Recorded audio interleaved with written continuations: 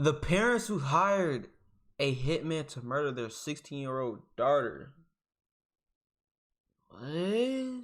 What's good, CSG? Welcome back to another video. We here. Obviously, with I gotta change up that shit, man. I gotta change up that. All right, we've been hop into this video, bro. When one of the brightest and most loving girls in a community is turning 16, you can only wish for the best in her life. Janelle was a loving, very intelligent, smart young woman who wanted to be a doctor. Crime Watch Who Daily. was an honor student. That was the way people would describe Latania Janelle Carwell, widely known as Janelle. Surely she had a bright future ahead of her. So, on her 16th birthday on April 17th, 2017, which also happened to... I miss those, bruh. When they say the golden age, that was the golden age, bruh. Before Easter Sunday, she decided to have a cookout with her family and friends, not knowing that a few hours later, her fate was going to take her far from the life she had dreamt of. Now, Janelle had a seemingly pleasant and peaceful life next to her little sister, her mother Tanya Tripp, and her stepdad, Leon Tripp. As a teenage girl living in Richmond County, Augusta, Georgia, Janelle just wanted to become a doctor. Georgia. Someday, which reflected the kind of heart that she had. And that is why what happened on the night of her birthday took everyone by surprise. On that night, her mom went to bed early while Janelle and her stepdad stayed up celebrating, or at least that's what Janelle's mom told the police. But it seems like they didn't stay up that late, as it was reported that by midnight, Janelle was already in bed.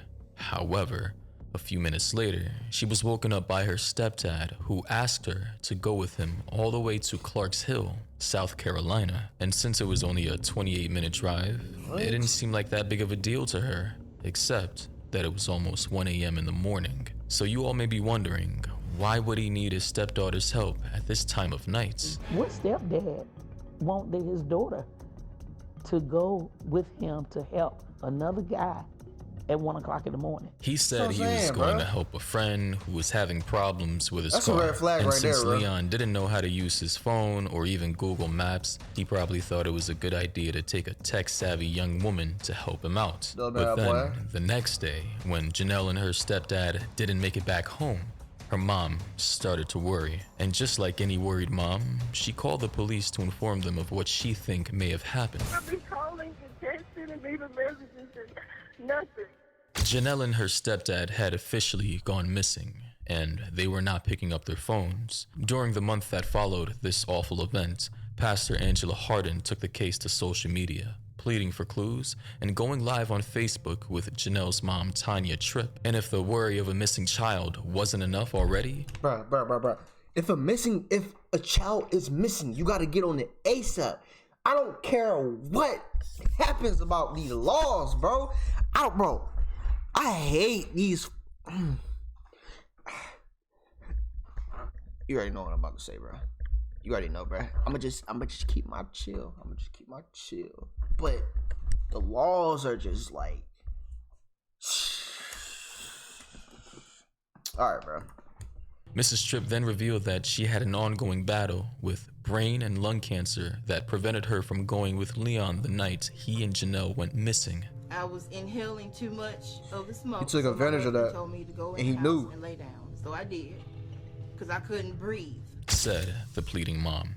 And at that point, people started to realize that this poor woman was regretting letting her daughter to go out so late at night. Her message surely started to touch people's hearts. I need my baby home, like 15 days ago type home, because she has never been away from me this long. People started to worry and came together as a community to support this worried mother. After all, Janelle was so loved by the people in the community, and they were eager to do anything to get her back home safely. They started gathering donations to put together a reward for anyone who had information regarding her whereabouts. Meanwhile, the police also started working on the case, and very soon, they came across a promising clue: a white pickup truck like the one Leon Tripp drove that night. This clue soon brought a sense of hope as the truck was spotted near the neighborhood where Janelle and her family lived. But when they checked the vehicle for any traces of blood or any evidence of a crime, they found nothing.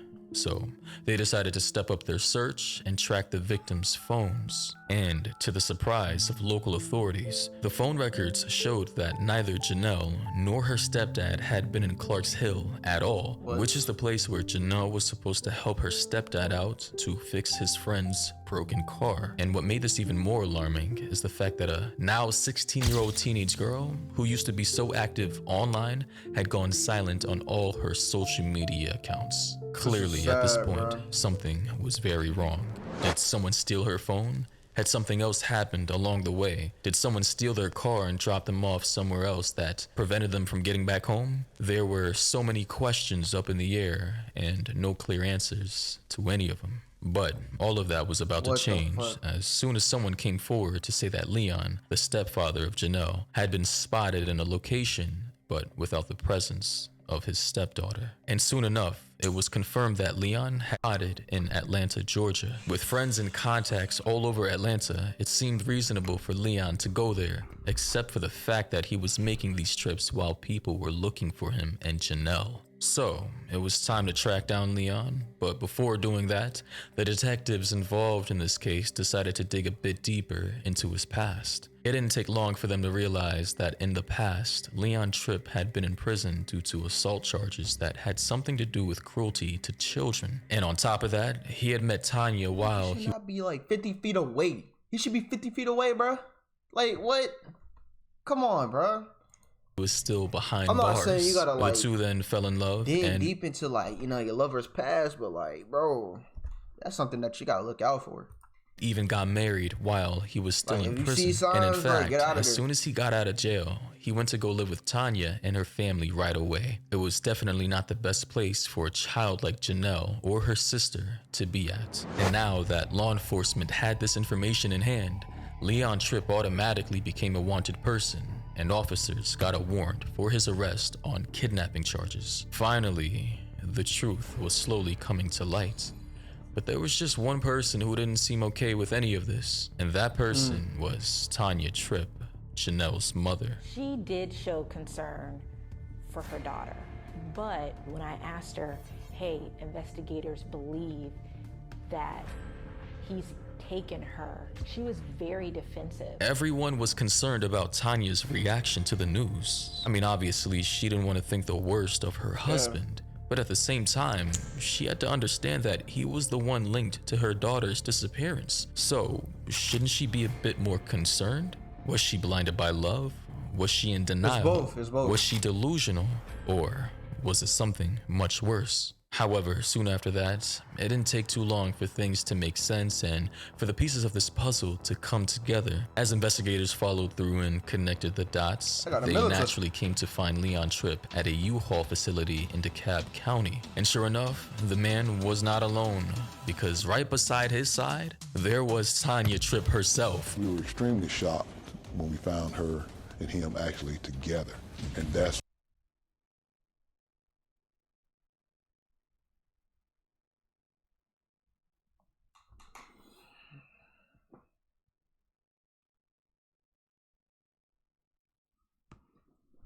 You mean to tell me? I mean, obviously the title was The Parents. But you mean to tell me her parents, her own fucking parent, try to cover up the murder of your own child? Society, man. when we really got that sick feeling that we need an Uncle Ruckus. I'm just really playing. not heading in a good But direction. for real, But though, according to Tanya at the time, she had a reason to be there. And she said she just so happened to be going to Atlanta and suddenly found Leon there by accident. But at this point, no one was buying her stories anymore. And Leon was quickly arrested on kidnapping charges, while Tanya was charged with hindering the apprehension of a criminal. Still, the one question that remained that everybody was still wondering, where was Janelle?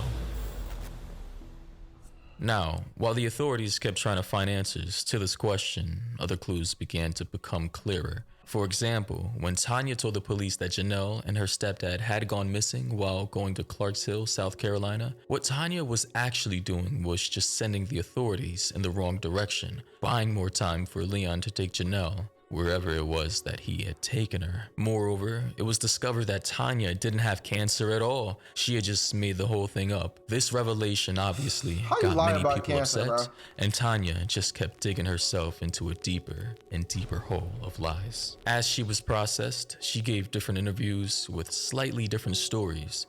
It was clear by then, though, that she was not sticking to the truth, whatever the truth was. And to make things even more complicated, Tanya's stories began to conflict with Leon's. While Tanya sustained that her partner and Janelle had gone to South Carolina, Leon, on the other hand, was saying that he had actually taken Janelle to Atlanta. Then when authorities confronted Tanya with Leon's story, she didn't know what to say. Come to find out that she only had that initial story. She never prepared for the follow-ups. In this big web of made-up stories that had little truth in them, it was hard for authorities to determine what had actually happened to Janelle. Two things, however, were clear. Tanya and Leon had something to do with the teenager's disappearance, and Janelle's case was no longer a missing persons investigation, but a homicide one. After all, prosecutors claimed that in one of his interviews, Leon had said that Janelle was no longer alive. Was this true?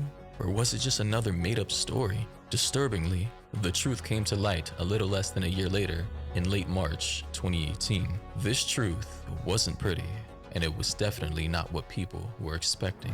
We received a phone call from a citizen and had discovered what they believed to be human remains. When an unlucky resident of Augusta, Georgia was checking out the backyard of a vacant home, he came across a bone sticking up from a shallow grave. He, of course, quickly called the authorities to help him determine what was going on. And to their surprise, those bones were the remains of Janelle Carwell. Since Janelle had gone to the dentist a few days before her birthday, authorities were able to identify her from dental records. Both Tanya and Leon were charged with murder. In fact, Leon even got the death penalty. But finding Janelle's body was not enough. The reason for this unfortunate death was still not clear, and no one really knew how Janelle's remains ended up in the backyard. The one thing, though, that started to become evident was that somehow Leon and Tanya were trying to get rid of Janelle. And how did the authorities figure that out? Well, it took a while to reach that conclusion,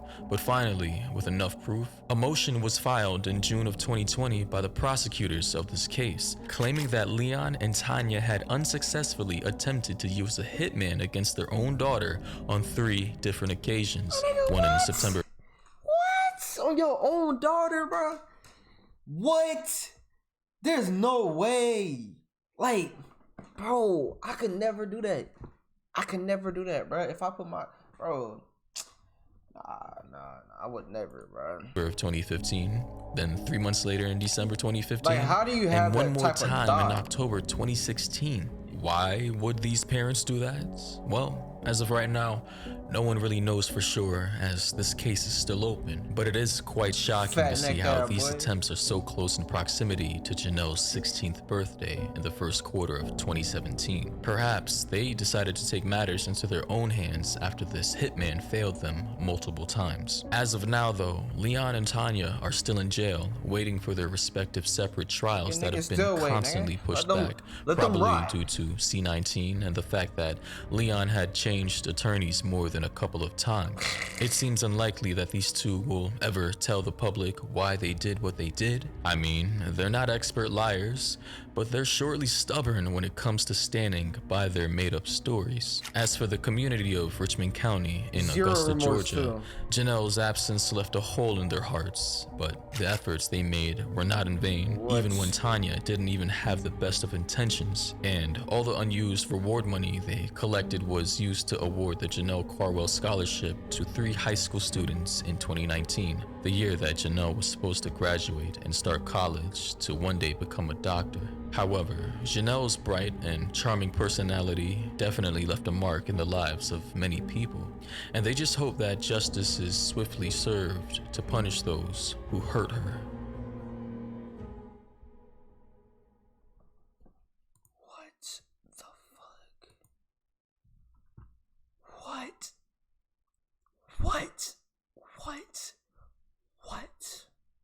All right, man. Hope y'all enjoyed that. I mean, not really enjoyed it, but you know what I'm saying. It's just sad.